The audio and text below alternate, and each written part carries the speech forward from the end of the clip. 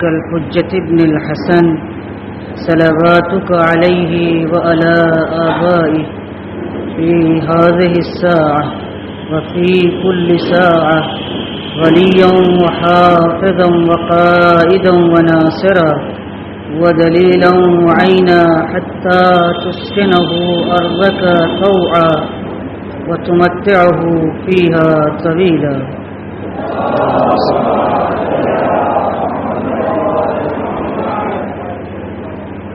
الحمد لله رب العالمين، الصلاة والسلام والتحية والإكرام على النبي الأمي المكي المدني الهاشمي الأفقهي سيدنا ونبينا وشفيع ذنوبنا مولانا أبي القاسم محمد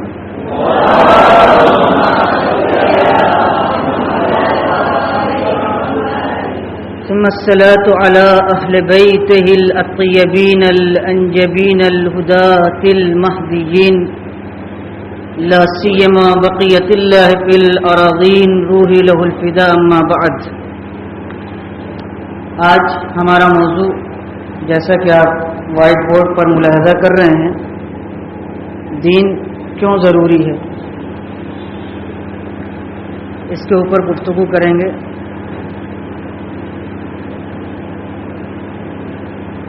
جتنے لوگ اس دنیا میں ہیں ان کی 3 بنیادی ضرورتیں ہیں.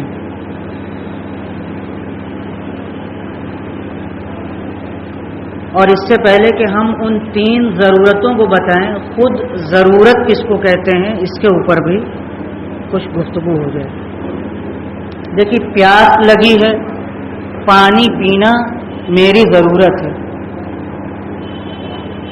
بھوک لگی ہے، کھانا کھانا میری ضرورت ہے. بیمار ہیں، دوا استعمال کرنا، ڈاکٹر کے پاس جانا میری اور آپ کی ضرورت ہے. یعنی جب تک یہ چیز ہم اپنے پورے وجود کے ساتھ محسوس نہیں کرتے، اس کے لیے قدم بھی نہیں بڑھاتے. آپ بلا وجہ یوں ہی پانی، الگ پانی رکھا ہوا ہے، بلا وجہ یوں ہی کھانا، یہ تو ہمارا اور آپ کا حال ہے جو عقل رکھتے ہیں کہ بلا ضرورت کوئی کام انجام نہیں دیتے.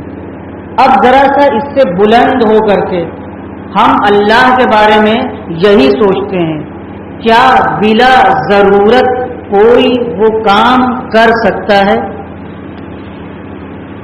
سب کا جواب ہے نہیں. بس یہیں سے سمجھ میں آتا ہے کہ دین جیسے پیاس لگی ہے اور پیاس کے لیے پانی کا ہونا ضروری ہے، بھوک لگی ہے اور بھوک کے لیے کھانے کا ہونا ضروری ہے، بیمار ہیں، بیمار کے لیے علاج کا ہونا ضروری ہے، ویسے ہی کچھ بنیادی ضرورتیں ہیں کہ جن کا اللہ کی جانب سے پورا ہونا ضروری ہے.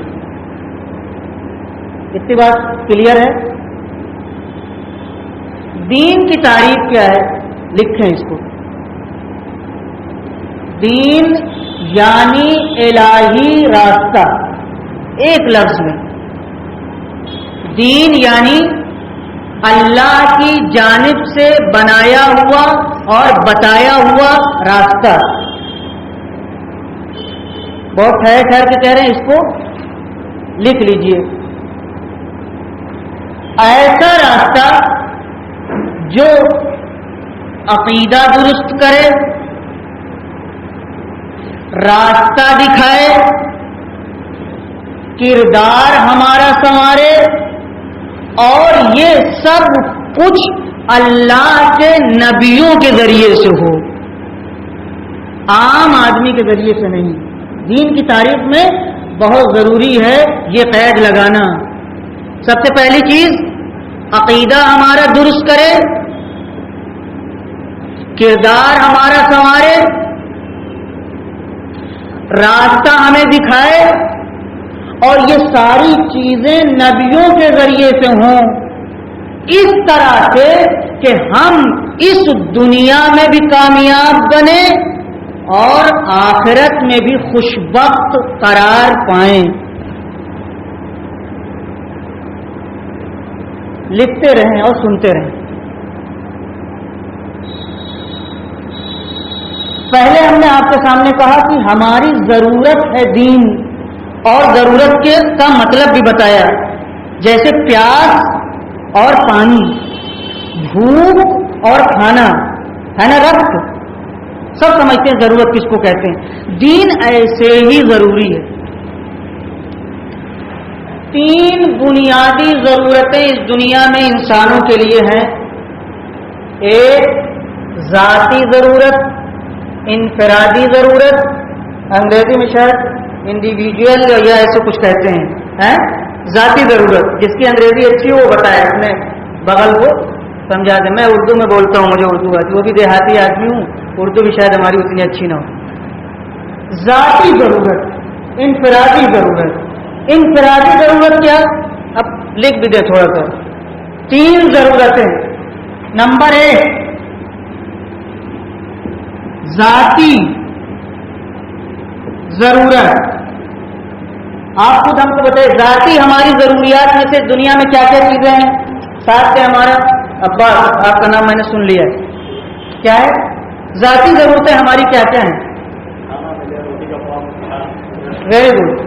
پہلی ضرورت انسان کی ذاتی، یعنی آپ اپنے والد کے ساتھ ہوں نہ ہوں، ہم تھوڑی دیر کے لیے مائنس کر دیں، سماج ہی نہیں، اکیلے ہم ہیں یا اکیلے آپ ہیں، تب بھی آپ کی ذاتی ضرورت کیا ہے کہ آپ کے رہنے کی جگہ ہو، مکان، پہننے کے لیے لباس، اور بھوک لگے تو یہ ہماری اور آپ کی ذاتی ضرورت ہے.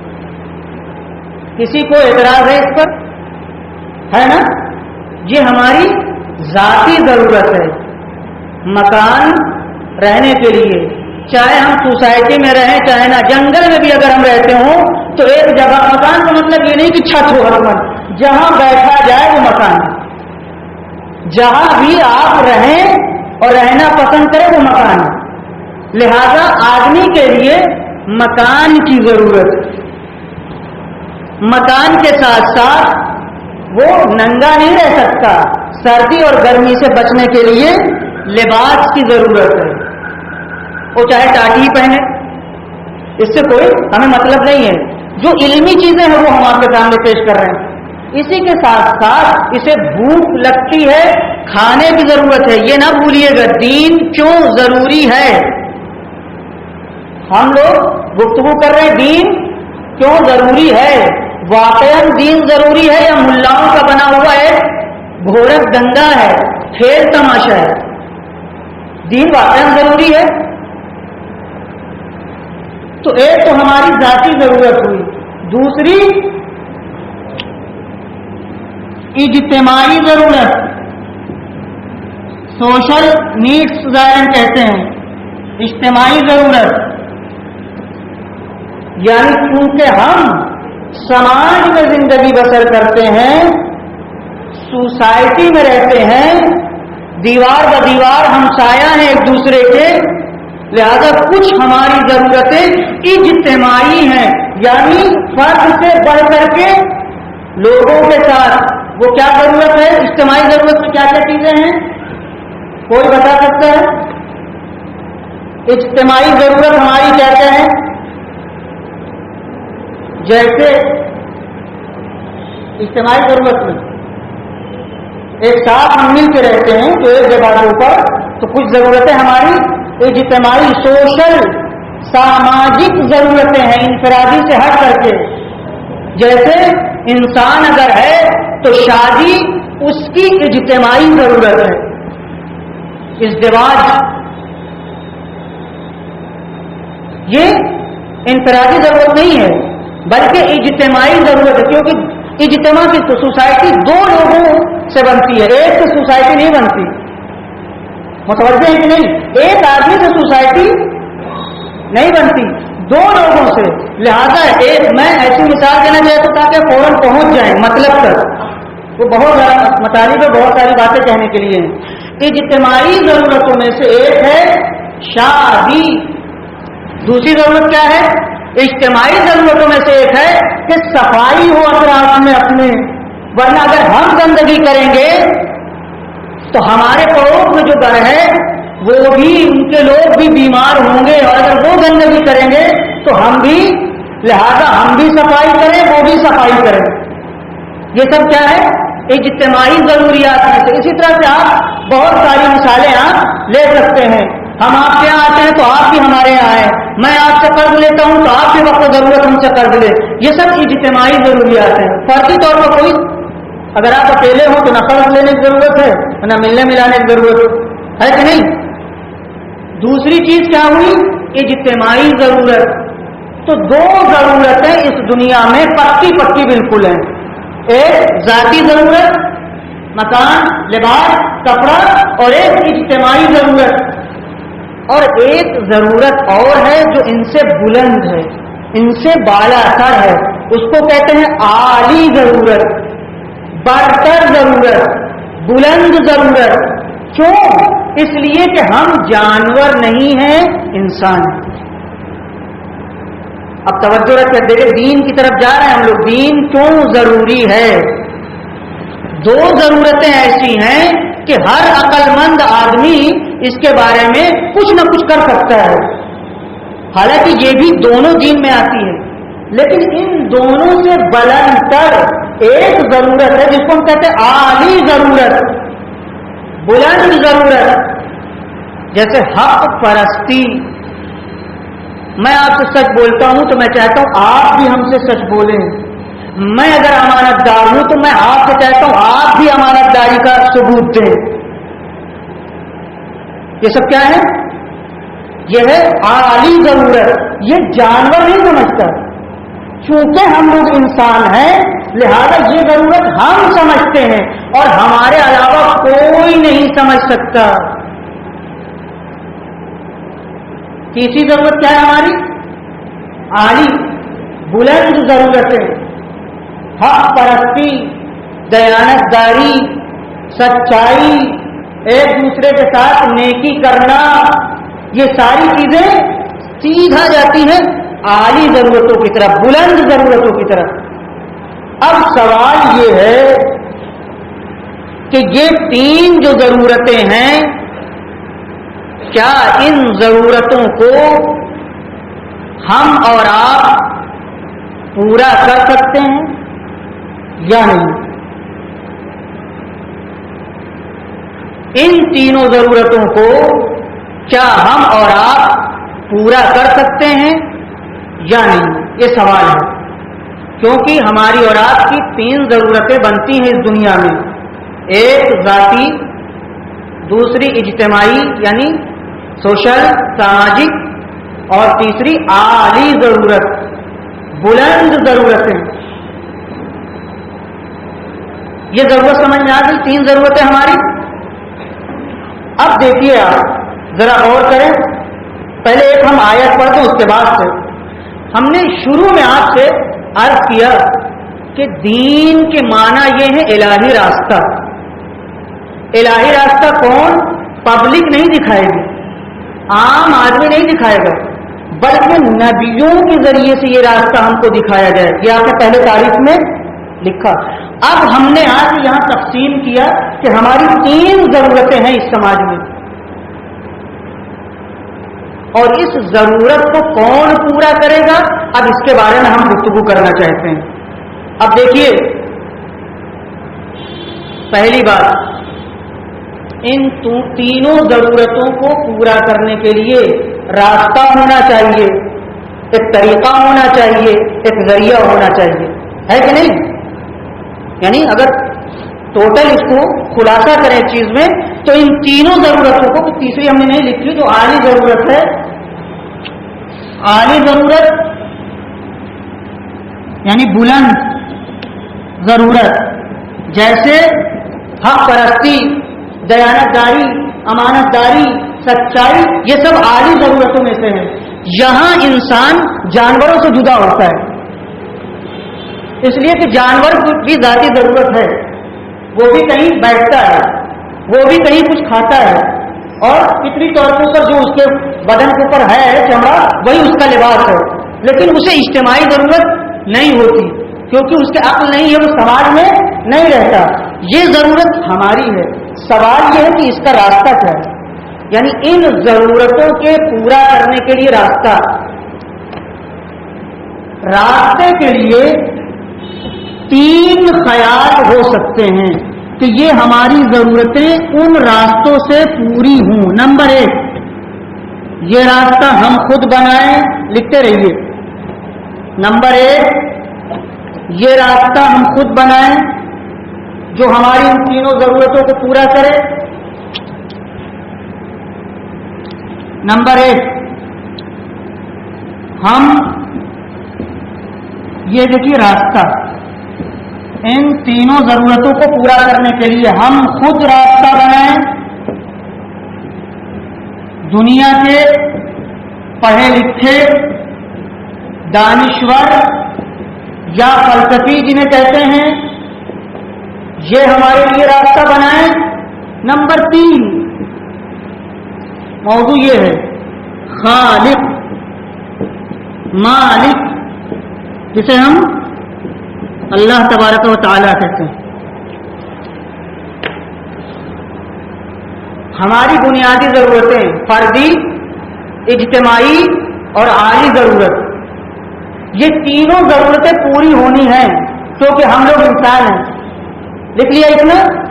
اب راستہ ان تینوں ضرورتوں جو پہلے لکھے آپ نے لکھا اور ہم نے بورڈ پہ لکھا، راستہ کیا ہے؟ کون کس راستے سے ہم راستہ بنائیں کہ یہ ضرورتیں پوری ہوں، یا کوئی فلسفی پڑھا لکھا دنیا کا پروفیسر یہ لوگ بیٹھے اور راستہ ہمارے لیے بنائیں اور وہ تینوں ضرورتیں ہماری پوری ہوں، یا ہمارا خالق ہمارے لیے راستہ بنائے؟ پہلی 2 صورتیں باطل ہیں۔ دلیل 3 وجہ، یہ یعنی ہم اور آپ اپنے لیے راستہ نہیں بنا سکتے۔ 3 عیب ہے اگر ہم اور آپ اپنے لیے راستہ بناتے۔ پہلا عیب، ہمارا علم محدود ہے، ہمارا علم محدود ہے۔ دوسری بات،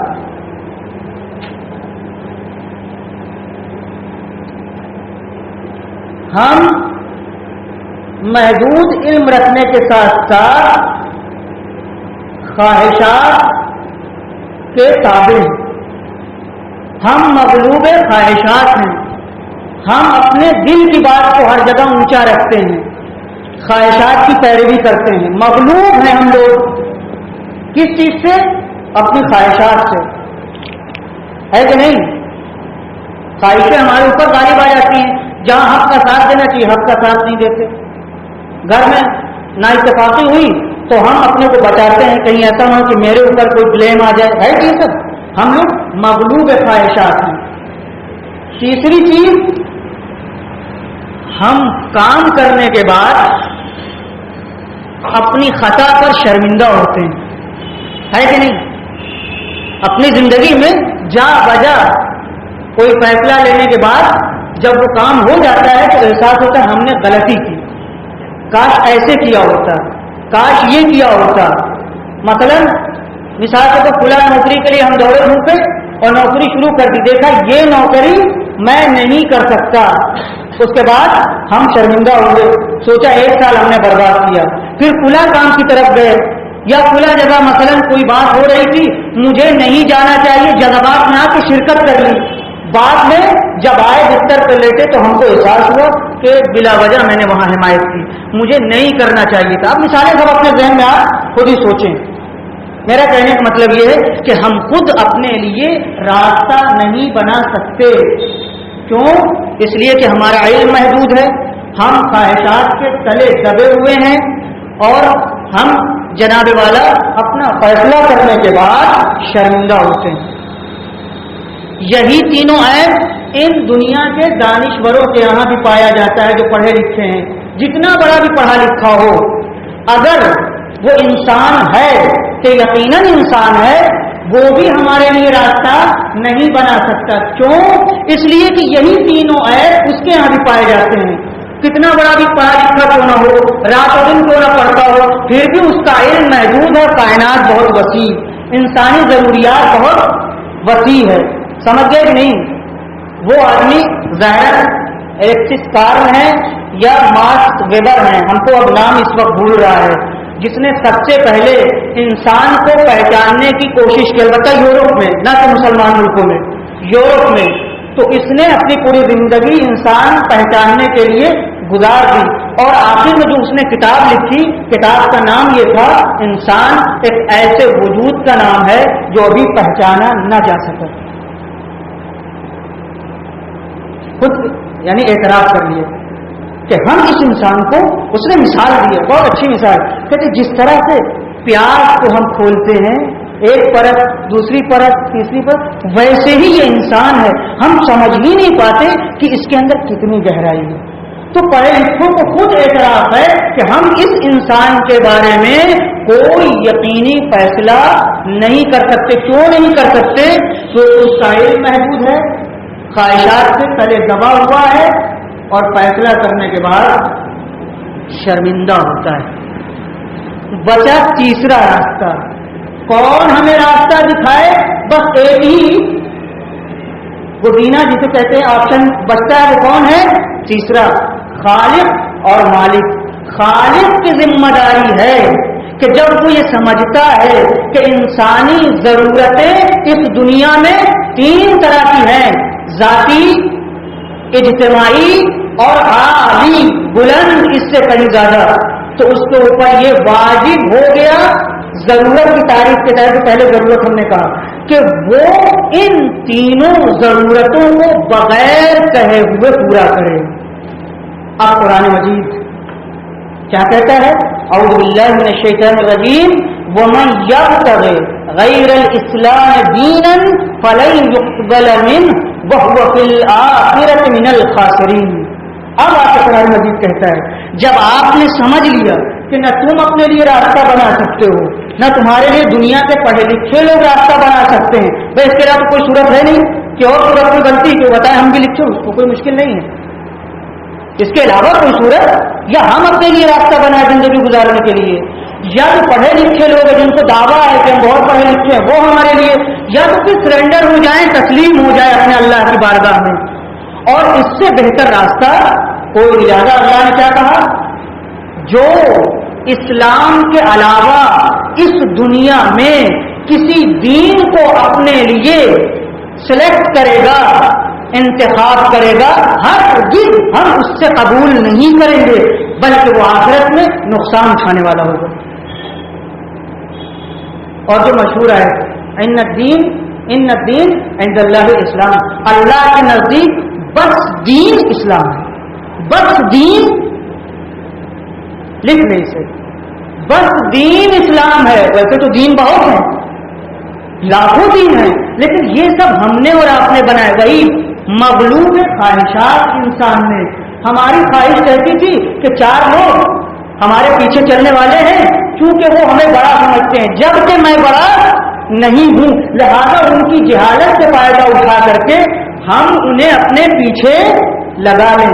نبیوں کی یہ صفت ہے کہ کبھی کسی کی مجبوری اور جہالت سے ناجائز فائدہ نہیں اٹھاتا. یہ ہے نبی. ایک مثال ہم دے دیں، ہمارے آخری نبی کے بیٹے ابراہیم چھوٹے سے، اور غیرن جناب خدیجہ ہی سے تھے، اور بچپنے ہی میں انتقال ہو گیا. پبلک یہ سمجھی اتفاق سے جس وقت انتقال ہوا چاند کو یا سورج کو گرہن لگ گیا. پبلک یہ سمجھی کہ چونکہ نبی کا مرتبہ اللہ کے نزدیک بہت بلند ہے، ان کے بیٹے کا رتبہ بہت بلند ہے، اور اس کے مرنے کی وجہ سے یہ گرہن لگا ہے. پیغمبر تک یہ بات پہنچی. جیسے ہی پہنچی یہ بات، پیغمبر منبر پر آئے، میت رکھی ہوئی ہے ابھی. دیکھیے یہ نبی کس کو کہتے ہیں؟ نبی کسی کی جہالت سے فائدہ نہیں اٹھاتا. بس نبی فوراً آئے اور آنے کے بعد خطبہ دیا، بہت مختصر حمد و ثنا اور کہا یاد رکھو چاند اور سورج اللہ کی نشانیوں میں سے دو بڑی نشانیاں ہیں، کسی کے مرنے یا جینے سے اس کا کوئی تعلق، پیغمبر تو بہت اونچے ہو گئے تھے اگر دیکھا جائے پبلک کی نگاہ میں، لیکن یہ اونچائی جو اللہ کی معرفت رکھتا ہے اس کے نزدیک پبلک کا اٹھانا یا گرانا کوئی حیثیت اور اہمیت نہیں رکھتا۔ تو اب یہ بات ثابت ہو گئی کہ جناب اللہ کا بنایا ہوا راستہ ہی ہمارے لیے ہو سکتا ہے، اور اس کے علاوہ بقیہ راستے کیا ہیں؟ گمراہی کے راستے۔ اب مثال بھی سن لیجئے اس کی، کیونکہ ذہن ساتھ دے رہا ہے ہمارا، مثال ذہن میں آ گئی ہے اس وقت، وہ مثال بھی سن لیجئے۔ اتنی بات واضح ہوئی یعنی دین کی ضرورت، دنیا میں ہماری کیا کیا ضرورتیں ہیں، وہ ضرورتیں کون کون پورا کر سکتا ہے؟ دو صورت اوپر کی باطل ہے، نہ ہم اپنی ضرورت پورا کر سکتے ہیں یعنی اپنے کو راستہ دکھا سکتے ہیں، نہ پڑھے لکھے لوگ، آخر میں اللہ کا راستہ بچتا ہے۔ کیوں اللہ کا راستہ؟ اس کی مثال یہ دین کیا ہے؟ یہ دین منطق کا دین ہے، عقل کا دین ہے، قرآن کا دین ہے۔ آنکھ بند کر کے نہیں کہا ہے کہ تم لوگ دیندار ہو جاؤ، جتنی باتیں اسلام میں ہیں اس کے پس پشت فکر ہے، اس کے پس پشت لاجک ہے، منطق ہے۔ اب آئیے بہت معمولی سی مثال، یہ بتائیے صبح سے شام تک آپ بازار سے چیزیں خریدتے رہتے ہیں، اتفاقاً تھوڑی دیر کے لیے ہم فرض کر لیتے ہیں کہ ابھی ابھی پہلی مرتبہ بازار میں کمپیوٹر آیا، آج بازار میں کمپیوٹر آیا، نہ آپ نے سنا اس کا نام تھا اس سے پہلے، نہ ہم نے سنا تھا۔ اب بازار گئے کمپیوٹر لینے، پہلا سوال یہ کیا ہے، کیسے چلے گا، کیسے اگر بگڑ جائے کیسے بنے گا؟ اب ہم خرید تو لائے اور اس کے بعد ان کے پیچھے ان کے پیچھے دوڑ رہے، کیوں؟ اس لیے کہ عقل کہتی ہے کہ اگر یہ بنایا گیا ہے تو جس نے بنایا ہوگا اسے یہ بھی معلوم ہوگا کیسے چلے گا، خراب ہو جائے تو کیسے بنے گا، کیا کیا چیزیں اس کے لیے ضروری ہیں۔ تو اب ہم نے جب دیکھا پھاڑ کر کے اس کا لیبل، اس کا کارٹن، تو دیکھا اس میں ایک بک رکھی ہوئی ہے، بک نکالا پڑھنا شروع کیا، بہت خوش ہوئے، اس کا نام کمپیوٹر ہے، ہارڈ ہے، یہ ہے کھلا ہے، اس کو یہ کہتے ہیں، اس میں یہ لگائیے اس میں نہ لگائیے، ایسے چلے گا یہ کرے گا۔ اچھا اب میں آپ سے پوچھتا ہوں کہ میں کہوں کمپیوٹر بنانے والے سے تم نے یہ کیوں بتایا کہ طریقہ استعمال ایسے ہے، اس کو یہ کہتے ہیں ویسے یہ، آپ کہیں گے مولانا اگر یہ نہیں بتائے گا تو پھر کون بتائے گا؟ اس کا مطلب یہ ہے کہ اس کا بتانا نیچرل ہے، ذاتی ہے۔ بس یہی بات اللہ کے سلسلے میں ہے، آپ نے اپنے کو بنایا، باپ اور ماں نے ہم لوگوں کو بنایا، کوئی یہ دعویٰ نہیں کر سکتا۔ تو جس نے بنایا ہے وہی ہماری ضرورت کو بھی جانتا ہے، تقاضوں کو بھی جانتا ہے، کیا ہمارے لیے غیر ضروری ہے، آفت ہے، وہ بھی جانتا ہے۔ لہذا اس کا فرض بنا کہ جب یہ انسان اللہ کا پروڈکٹ قرار پایا تو وہ اس کے ساتھ اس کے نمائندے، اپنے نمائندے کو بھی بھیجے کہ یہ کیسے موجود، کیسی موجود ہے، کیا اس کی ضروریات ہے، اور زندگی میں کیسے رہے، کہاں رہے اور کیا کرے۔ جو لوگ آئے اس راستے کو بتانے کے لیے اللہ کی جانب سے، انہی کو قرآن نے نبی، رسول اور امام کہا، اور جو راستہ انہوں نے دکھایا اسی کا نام ہوا دین۔ اب یہاں تک کوئی سوال ہے؟ دین ضروری ہے کہ نہیں؟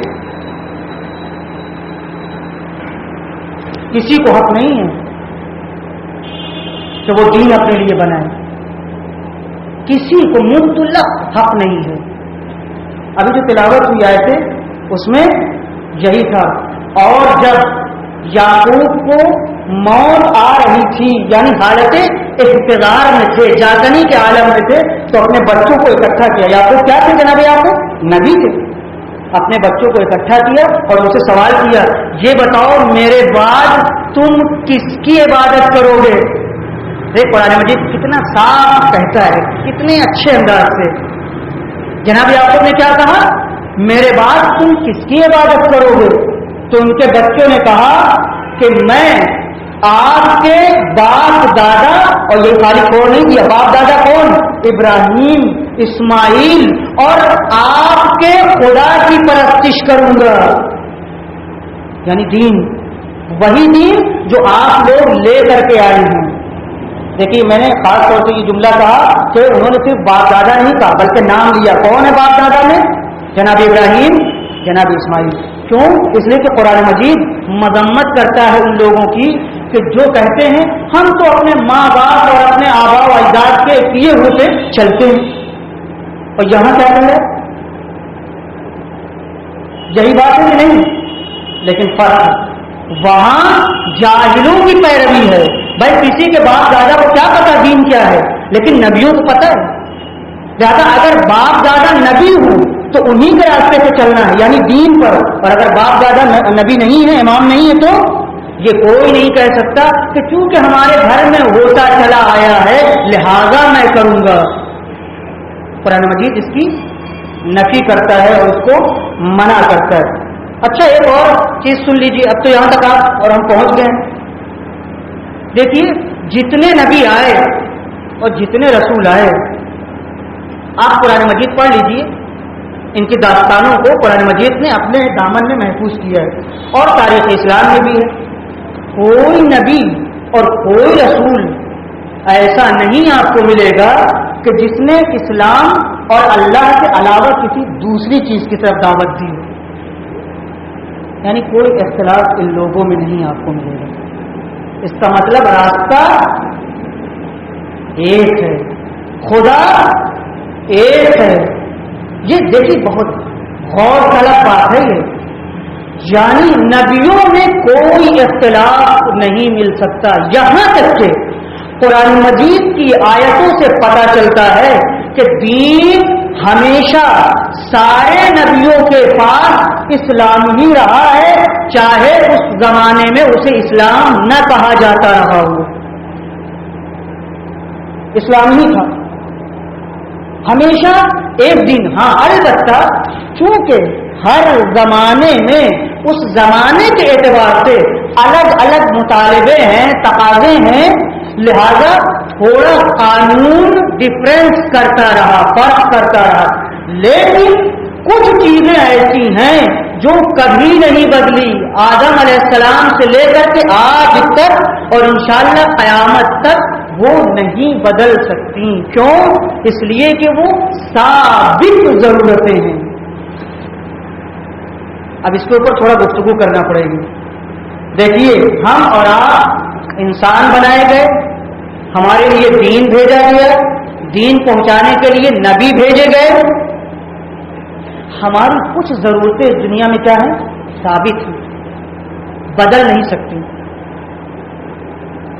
ہو سکتا ہے کہ ان ضرورتوں کو پورا کرنے کے لیے جو چیزیں ذریعہ بنے، ممکن ہے اس میں کوئی تبدیلی آئے، مگر وہ ضرورت کبھی بدل نہیں سکتی۔ جیسے اب غور کیجیے گا، ذاتی ضروریات یعنی فطرت میں ہمارے نمبر 1 محبت۔ ہر آدمی چاہتا ہے کہ ہم سے محبت کی جائے، اور یہ دوسرے سے محبت کرتا ہے۔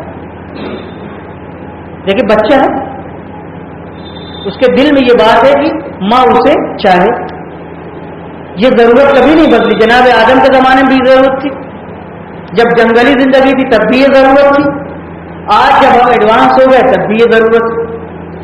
اب ہو سکتا ہے کہ اس زمانے میں بچوں کو لکڑی دے دیتے ہوں کھیلنے کے لیے، محبت کا اظہار ہوتا، آج کے زمانے میں کھلونے آ گئے ہوں، تو ان سب چیزوں میں تبدیلی آ سکتی ہے، لیکن اصل جو محبت ہے دل میں اللہ نے رکھی ہے اس میں کوئی تبدیلی نہیں آ سکتی۔ پرستش، پوجا، عبادت، جناب آدم کے زمانے میں بھی یہ جذبہ تھا، 1400 سال پہلے بھی یہ جذبہ تھا، آج بھی یہ جذبہ ہے، کل بھی یہ جذبہ رہے گا۔ کوئی چیز اس جذبے کو بدل نہیں سکتی۔ ہاں فرق اتنا ہے کہ اس وقت کا انسان درختوں کے نیچے ہو سکتا ہے سجدہ کرتا ہو، کہیں بھی بیٹھ گیا مٹی۔ پیغمبر جب آئے تو انہوں نے بہت سادہ سی مسجد بنائی، اس کے اوپر چھت بھی نہیں تھی، مینار تو بعد میں آئی، لیکن جیسے جیسے شعور بیدار ہوتا گیا گرمی سردی سے بچنے کے لیے، اس کے بعد جناب آج کی عمارتیں بننے لگی، لیکن عبادت نہیں بدلی۔ سوال جب یہ ثابت ضرورتیں ہماری پیدائش سے لے کے آج تک ہیں، تو اس ضرورت کو پورا کرنے کے لیے طریقہ کون بتائے گا؟ پھر وہی بات آئے گی، عبادت کا تو جذبہ ہے، لیکن نماز پڑھ کے عبادت کی جائے، یوگا کر کے عبادت کی جائے، لیٹ جائیں، آنکھ بند کر لیں، گھنٹی بجانا شروع کر دیں، وہی بات آئے گی کہ ہم راستہ نہیں بنا سکتے۔ سمجھ رہے ہیں نا ہماری بات؟ اسی لیے دین میں نبیوں یعنی اللہ ہی بتائے گا کہ تمہیں نماز پڑھ کر کے اس جذبے کو تسکین کرنا ہے۔ اگر تمہارے دل میں عبادت کا جذبہ ہے تو میں ہی بتاؤں گا کیسے تم ہماری عبادت کرو گے۔ یہ نہیں ہو سکتا صبح کے 2 کے بجائے 3 پڑھنے لگو، کیونکہ آج ہم تھوڑا نیند سے پہلے بیدار ہو گئے اور ٹھیک ہے، مشکل نہیں ہے نا؟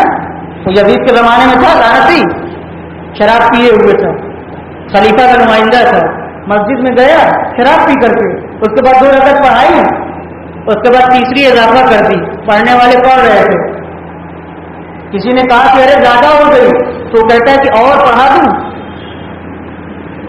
کیوں؟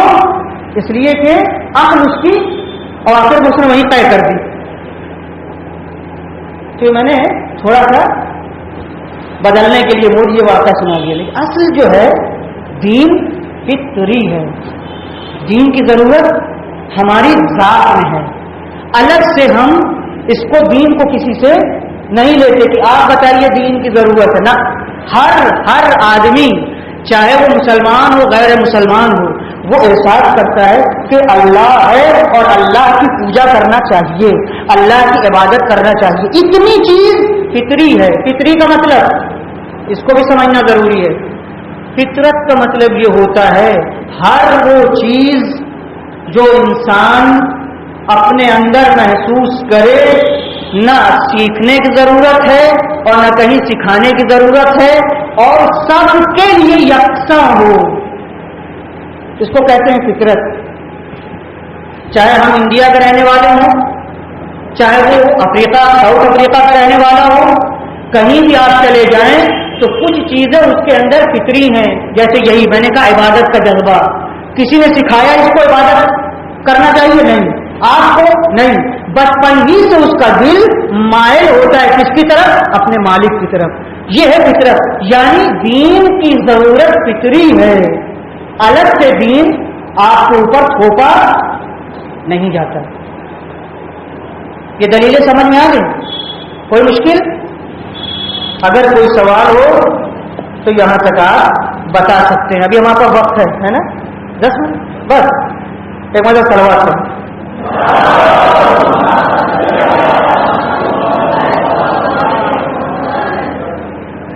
الیکسس کارل ایک یورپی متفکر ہیں، بڑی کتابیں لکھی انہوں نے، ماہر نفسیات کے ظاہراً۔ یہ دین کے بارے میں کیا کہتے ہیں؟ میں نے کہا دین ایک فطری ضرورت کا نام ہے۔ فطرت کی ایک خصوصیت یہ ہے کہ یہ وہ عمومی ہوتا ہے، سب کے پاس وہ چیز ہوتی ہے، سیکھنے سکھانے کی ضرورت نہیں ہوتی ہے۔ الیکسس کارل کہتے ہیں کہ دین انسان کے دل میں ابلتا ہوا ایک چشمہ ہے۔ دین کیا ہے؟ انسان کے دل میں ابلتا ہوا ایک چشمہ ہے جو انسان کی فطرت کی گہرائیوں میں ابلتا ہے۔ یعنی کوئی ڈاکٹر صاحب، کوئی پروفیسر صاحب، کوئی سادھو صاحب، کوئی ملا صاحب، کوئی مولانا صاحب آ کر کے دین الگ سے ان کی جیب میں نہیں ڈالتے، یہ ہے تو اس کے بعد ایسے کیجیے گا، یہ کیجیے گا، یہ سب نہیں ہے، بلکہ ہماری اور آپ کی فطرت میں، ہمارے اور آپ کے دل میں یہ جذبہ پایا جاتا ہے۔ الیکسس کارل ظاہر ہم کو لگتا ہے عیسائی ہے، مسلمان تو خیر مسلمان پتہ نہیں، یعنی مذہبی آدمی، لیکن بہت پڑھے لکھے، بہت نام بڑی کتابیں ان کی۔ یہ کہتے ہیں کہ دین انسان کی فطرت میں ابلتا ہوا ایک چشمہ ہے۔ اس کے بعد کیا کہتے ہیں؟ اور یہ اصلی طلب ہے انسان کی، اصلی اور نقلی میں بھی بہت، کبھی کبھی نقلی طلب ہمارے یہاں پائی جاتی ہے، حالانکہ وہ طلب ہمارے اندر نہیں. جیسے کبھی کبھی جھوٹی بھوک لگتی ہے، لگتی کہ نہیں؟ اس کو تو سمجھ سکتے ہیں. یوں ہی بلا وجہ بھوک لگی ہے، حالانکہ آدمی ابھی 2 روٹی 4 روٹی کھا کر کے اس وقت دوپہر میں تو نہیں کھائی جا سکتی آج کل. یہ کہتے اصلی طلب ہے، یعنی سچی طلب الگ سے نہیں آتی. پھر اس کے بعد ایک بات اور یہ کہتے ہیں، اس کو بھی سن لیجئے. کہتے ہیں ایک زندہ قوم میں اخلاق یعنی کیریکٹر، کردار اور دین کا ختم ہو جانا یہ قطعاً اس کے زوال اور پستی کا سبب ہے. اگر ہمارے اندر کیریکٹر ہمارا ختم ہو جائے، اخلاق ہمارا ڈاؤن ہو جائے، تو اس کی وجہ سے یہ کیا کہتے ہیں، یقیناً وہ قوم پستی کی طرف چلی جائے گی اور غیروں کے ہاتھوں میں غلام ہو جائے گی. دیکھیں یہ ایک بات اس نے کہی ہے جس کی جڑ قرآن مجید میں ہے. یہ خود مسلمان نہیں ہے لیکن اس کا مطالعہ ہے. حقیقت یہ ہے کہ دین کے بارے میں جو تصور ہے وہ یہ ہے کہ جس کے پاس دین آ گیا، سارے کمالات اس کے پاس آ گئے، وہ کبھی بھی کسی کے سامنے ذلیل نہیں ہو سکتا، کبھی کسی کے سامنے ہاتھ نہیں پھیلا سکتا، کبھی محنت میں کمی نہیں کر سکتا. ساری فضیلتیں دین کی بنیاد پر ہیں. حیا، عفت، پاک دامنی، یہ ساری چیزیں دین کے ارد گرد گھومتی ہیں. اگر دین آیا تو سب کچھ آیا، اور اگر دین رخصت ہو گیا تو دھیرے دھیرے سب کچھ رخصت ہو جاتا ہے. یہ حدیث کا ایک مضمون ہے جو میں نے آپ کے سامنے پڑھا. اور پھر یہ کہتے ہیں قدیم یونان کی پستی اور زوال کا راز ہی دین سے دوری تھا. یونان میں، یونان قدیم جس کو فارسی والے کہتے ہیں یونان باستان، یونان کہتے ہیں یونان میں جب پستی آئی تو وہ پستی اس لیے آئی کہ وہاں کے جوان اور لوگ دھیرے دھیرے دین سے دور ہو گئے. آج یورپ میں آپ ملاحظہ کر سکتے ہیں، آج جو یورپ ننگا ہوتا چلا جا رہا ہے اس کی ایک وجہ یہ ہے کہ وہ آزاد اپنے کو سمجھتے ہیں ہر طریقے سے. نتیجہ یہ ہے کہ اس کی وجہ سے وہاں زوال اور پستی ہے. پستی اس حد تک کہ ایک کتاب میں لکھا ہوا ہے ایک شخص جو ایئرپورٹ پہ کام کرتا تھا اور اس کا کام تھا کہ وہ بیٹھ کر کے راڈار کے ذریعے سے جہاز کو دیکھ کر کے وہ بتائے کہ یہ جہاز کہاں سے کہاں آ رہا ہے. اس کو وہ لائن دیتا تھا کہ اب جو اتر سکتا ہے یا اتر نہیں سکتا. اس کی ڈیوٹی یہ تھی.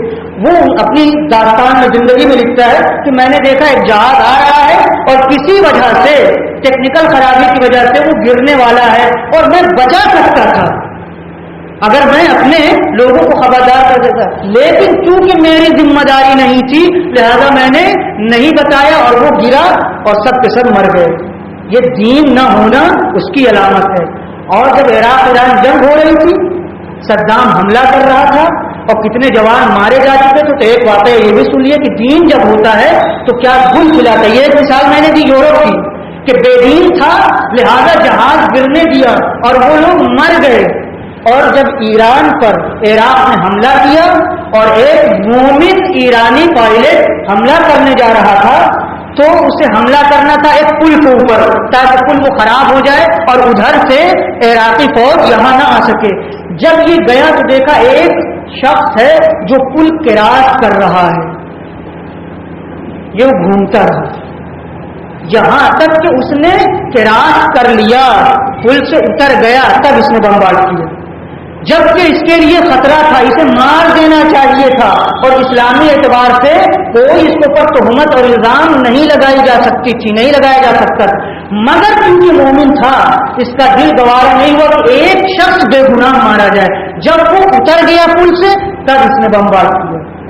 دین اگر ہوتا ہے تو ایمان، سچائی، صداقت، محبت، امانت داری، عفت، پاک دامنی، پردیداری اور احترام سب چیزیں آتی ہیں. اور اگر دین ہم سے لے لیا گیا تو ساری چیزیں ہم سے دھیرے دھیرے رخصت ہو جاتی ہیں. لہذا حضرت امام حسین نے کربلا میں یزیدیوں سے یہ بات کہی تھی، الناس عبید الدنیا والدین لعب علی السنتہم. دین تمہاری زبان سے فقط ایک چٹکارا ہے. جب تمہیں دین سے ضرورت پوری تمہاری ہوتی ہے، یعنی دنیا تمہاری دین سے پوری ہوتی ہے، تب تم دین کا نام لیتے ہو، اور جہاں دین سے تمہیں نقصان پہنچتا ہے تم بے دین بن جاتے ہو. کس کا قول ہے یہ؟ سید الشہداء کا. الناس عبید الدنیا، لوگ دنیا کے غلام ہیں، دنیا کے بندے ہیں. دین تو ان کی زبانوں پر ہے فقط فائدے کے لیے. یعنی جہاں فائدہ دین سے پہنچتا ہے کہتے ہیں بہت دیدار ہے، ٹوپی لگا کے آ جائیں گے مجمع میں، شیروانی پہن کے آ جائیں گے جناب. اور جہاں شیروانی ٹوپی سے کام نہیں چلنے والا وہاں دھوتی پہن کے جائیں گے، تلک بھی لگا لے تو کوئی مشکل نہیں ہے ان کے لیے. امام حسین السلام نے فرمایا. بس میں یہیں پہ اپنی بات کو تمام کرتا ہوں. اگر میرا وقت ختم ہو گیا تو آپ سوالات کر سکتے ہیں انشاءاللہ. اگر زندہ رہے تو کل بقیہ باتیں. مرتبہ صلوات پڑھیں محمد والے.